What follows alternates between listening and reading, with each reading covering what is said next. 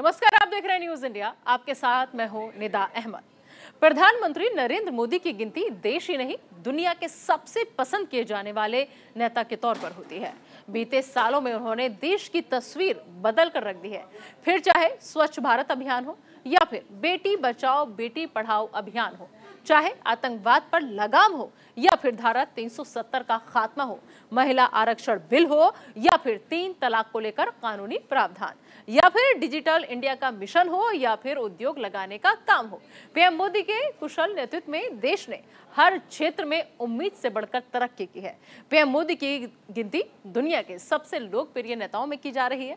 अब तक 12 देशों ने पीएम मोदी को अपने देश के सर्वोच्च सम्मान से नवाजा है। पीएम मोदी के नेतृत्व में भारत दुनिया की 5वीं सबसे बड़ी अर्थव्यवस्था बन गया है। आने वाले समय में पीएम मोदी ने देश को तीसरी सबसे बड़ी अर्थव्यवस्था बनाने का लक्ष्य रखा है। पीएम मोदी के नेतृत्व में देश न केवल आत्मनिर्भर बनने की तरफ अग्रसर है, बल्कि दुनिया के लिए चीन जैसे देशों का विकल्प भी बनता जा रहा है, जहां आज बड़ी बड़ी कंपनियां अपने प्लांट लगा रही हैं। देश में लगातार बुनियादी सुधार हो रहा है, फिर चाहे सड़क का मामला हो या फिर आधुनिक हाई स्पीड ट्रेन का मामला हो या नए भवनों का निर्माण हो, देश हर दिशा में प्रगति कर रहा है। तभी तो ऑस्ट्रेलिया जैसे देश के प्रधानमंत्री पीएम मोदी को द बॉस कहकर बुलाते हैं। आज हम आपको दिखाएंगे द बॉस पर हमारी ये खास पेशकश।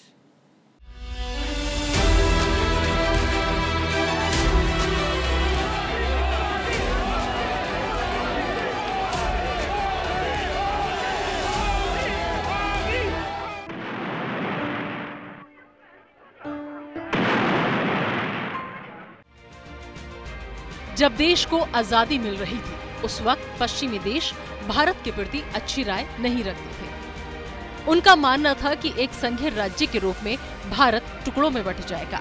लेकिन आज आजादी की 75 बरस बाद वो सारे दावे खोखले साबित हो रहे हैं।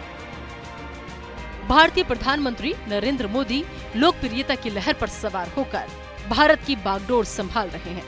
अमेरिकी कंसल्टिंग फर्म मॉर्निंग कंसल्ट के एक सर्वेक्षण के मुताबिक पीएम मोदी को दुनिया का सबसे लोकप्रिय नेता बताया गया है। नरेंद्र मोदी के नेतृत्व में भारत दुनिया की 5वीं अर्थव्यवस्था बन गया है। मौजूदा तारीख में नरेंद्र मोदी की शख्सियत का डंका न केवल भारत में बल्कि पूरी दुनिया में बज रहा है। उनकी गिनती दुनिया के सबसे लोकप्रिय नेता के तौर पर की जा रही है। दुनिया के सबसे ताकतवर देश United states of America, England, France, Israel, Arabian देश उनके सम्मान में पलक पावरे बिछाए रहते हैं। Prime Minister Modi is the boss. I said to my friend the Prime Minister before, the last time I saw someone on the stage here was Bruce Springsteen, and he didn't get the welcome that Prime Minister Modi has got. Bharat की अध्यक्षता में G20 शिखर सम्मेलन का सफल आयोजन हुआ। इस summit में अमेरिका के राष्ट्रपति जो बाइडेन, इटली की पीएम जॉर्जिया मेलोनी, ब्रिटेन के प्रधानमंत्री ऋषि सुनक, फ्रांस के राष्ट्रपति इमैनुअल मैक्रों समेत दुनिया भर के बड़े बड़े नेताओं ने हिस्सा लिया। ये पीएम मोदी की सोच का नतीजा ही था कि भारत ने अब तक के G20 का सबसे सफल आयोजन कर भारत की बदलती सामरिक क्षमता से पूरी दुनिया को रूबरू करवाया। ये भारत की सामूहिक शक्ति का प्रमाण है और इस सम्मेलन में हिस्सा लेने के लिए दुनिया भर से विदेशी मेहमान भारत आए थे। वो भी कह रहे थे कि ऐसा आयोजन इसके पहले उन्होंने कभी नहीं देखा। देश के अलग अलग शहरों में भारत ने विदेशी मेहमानों का स्वागत किया, भारत दर्शन कराए।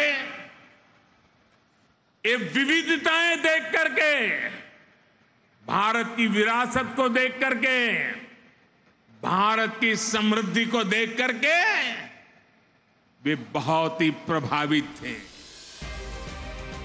पीएम मोदी के कार्यकाल में भारत और अमेरिका के रिश्तों में रणनीतिक सुधार हुआ है। भारत और अमेरिका अब सबसे करीबी रणनीतिक साझेदार हैं। अमेरिका अब भारत को मॉस्को के साथ नई दिल्ली की ऐतिहासिक निकटता के चश्मे से नहीं देखता है और भारत अब इस्लामाबाद के साथ अपने संबंधों के चश्मे से नहीं देखता है। भारत अमेरिका के साथ अपने रिश्तों को जितना तरजीह दे रहा है, उतना ही रूस के साथ रिश्तों को लेकर सहज है और ये सब पीएम नीति की सफल कूटनीति का ही नतीजा है। कनाडा के प्रधानमंत्री जस्टिन ट्रूडो ने भारत पर अपने देश में खालिस्तानी समर्थन निज्जर की हत्या का आरोप लगाया।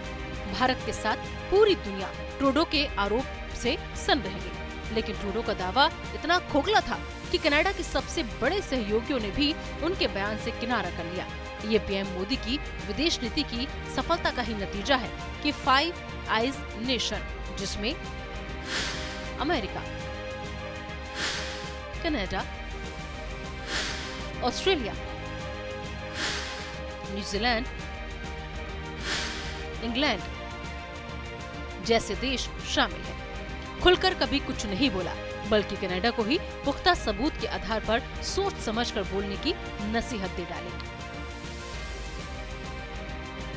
नरेंद्र मोदी को प्रधानमंत्री बने 9 बरस से ज्यादा का समय बीत गया है, लेकिन आज भी जब वो काशी जाते हैं तो लोगों के जहन में 2014 में उनके कहे शब्दों की गूंज सुनाई देती है।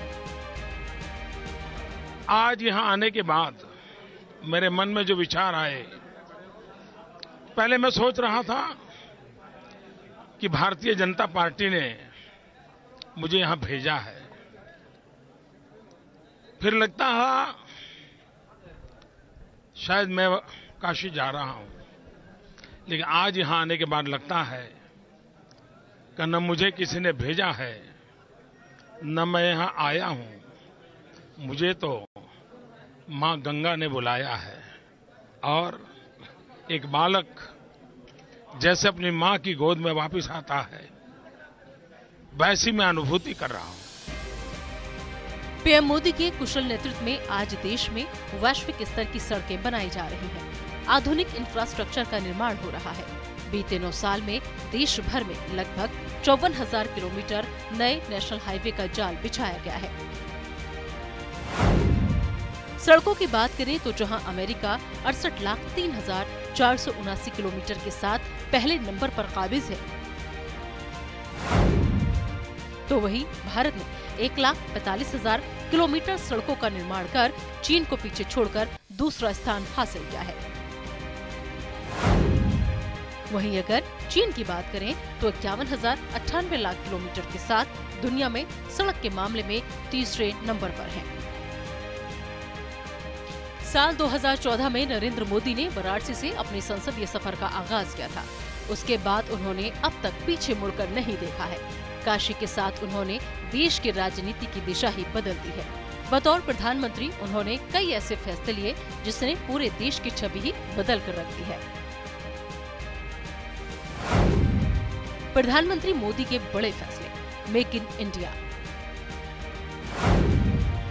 Central Vista, PM Awas Yojana, PM Sukanya बीमा योजना, आयुष्मान भारत योजना,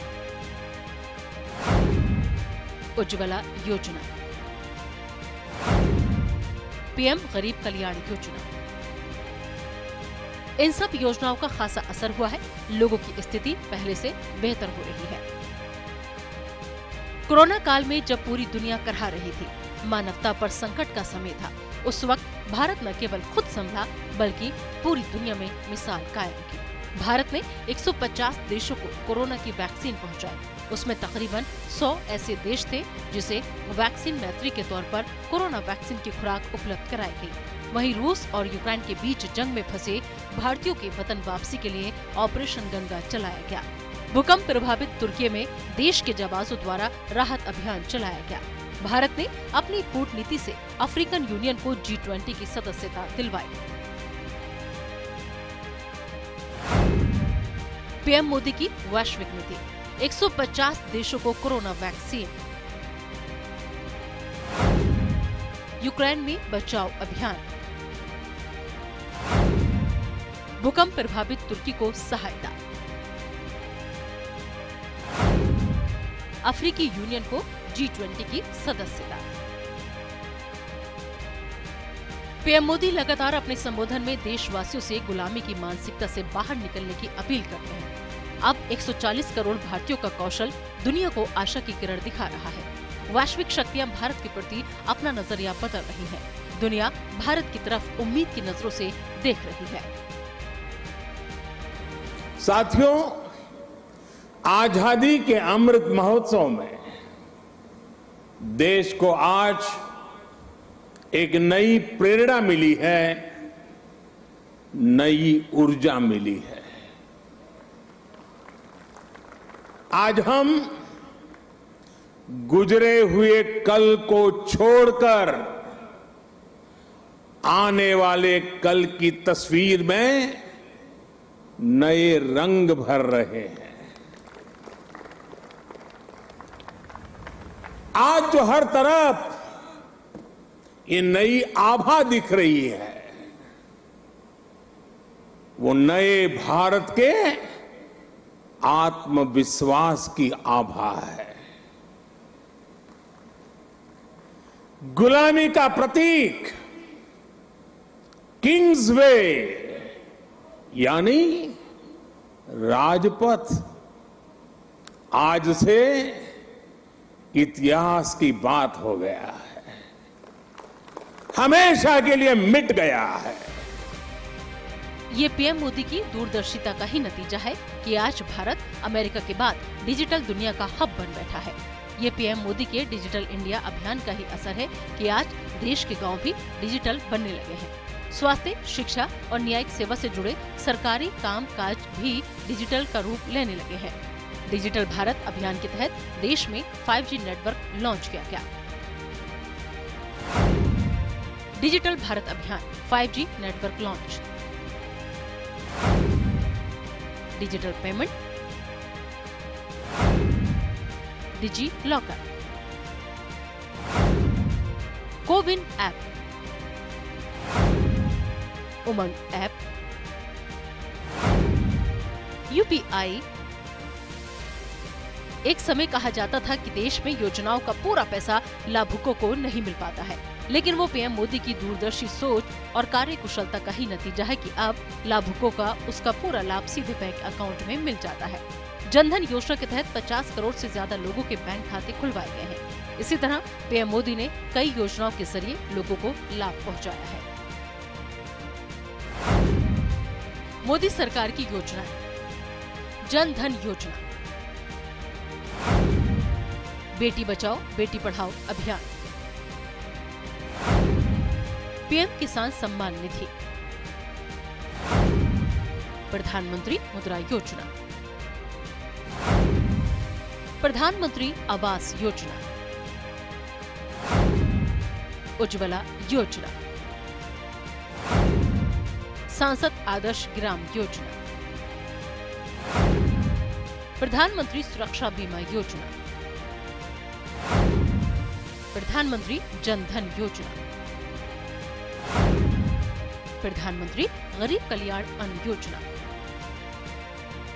प्रधानमंत्री नरेंद्र मोदी के नेतृत्व में देश में लगातार बुनियादी सुधार हो रहे हैं। आधुनिकीकरण का विस्तार किया जा रहा है। डिजिटल इंडिया, भ्रष्टाचार मुक्त भारत ने जहां लोगों को जवाबदेह बनाया है, वहीं सरकार पर विश्वसनीय के मामले में जनता को भी अभूतपूर्व रूप से भागीदार बना दिया है। मोदी सरकार एक देश एक टैक्स पर जीएसटी, विमुद्रीकरण तथा भारत केंद्रित कूटनीति लेकर आई, पुरानी प्रणालियों और नियमों को समाप्त किया, स्वच्छ भारत अभियान, कल्याणकारी योजनाओं और सड़कों तथा बंदरगाहों के निर्माण से देश को विकास के पथ पर आगे बढ़ाया। G20 देश के समूह डिजिटल इंडिया इसको समझने के लिए लालायित रहते थे। सक्सेस को पूरी दुनिया ने प्रभावित किया है। डिजिटल लेन देन में आज हिंदुस्तान दुनिया का लीडर बना हुआ है। आदरणीय सभापति जी, हमें खुशी है आज 100 करोड़ से ज्यादा मोबाइल फोन मेरे देशवासियों के हाथ में है। आदरणीय सभापति जी, एक समय था हम मोबाइल इंपोर्ट करते थे। आज गर्व है मेरा देश मोबाइल एक्सपोर्ट कर रहा है। पीएम मोदी के नेतृत्व में अब कोई भी दुश्मन देश भारत में अपने नापाक मंसूबों को भारत में अंजाम देने से पहले 100 बार सोचता है।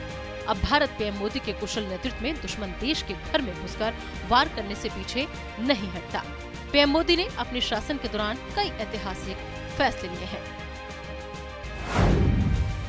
मोदी सरकार की ऐतिहासिक पहल, महिला आरक्षण bill, Balakot air strike, article 370 का खात्मा, 3 तलाक कानून, एक देश एक टैक्स जीएसटी। 2014 में प्रधानमंत्री नरेंद्र मोदी ने स्वच्छ भारत अभियान की शुरुआत की।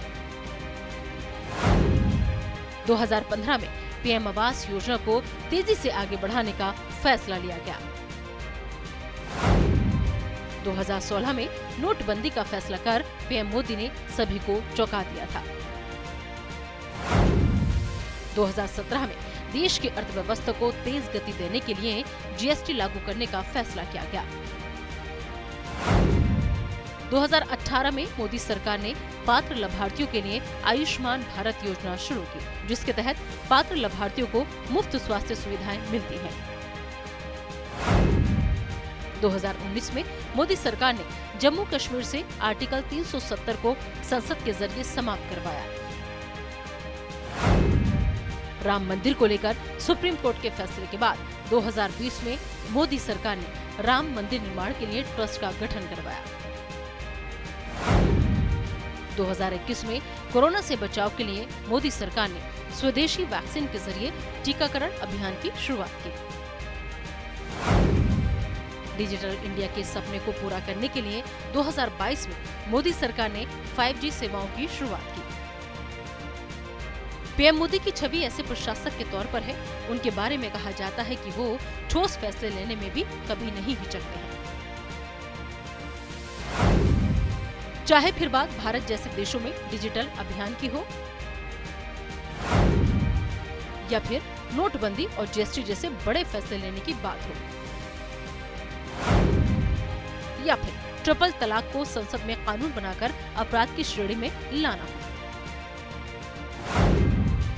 या फिर अनुच्छेद 370 का खात्मा।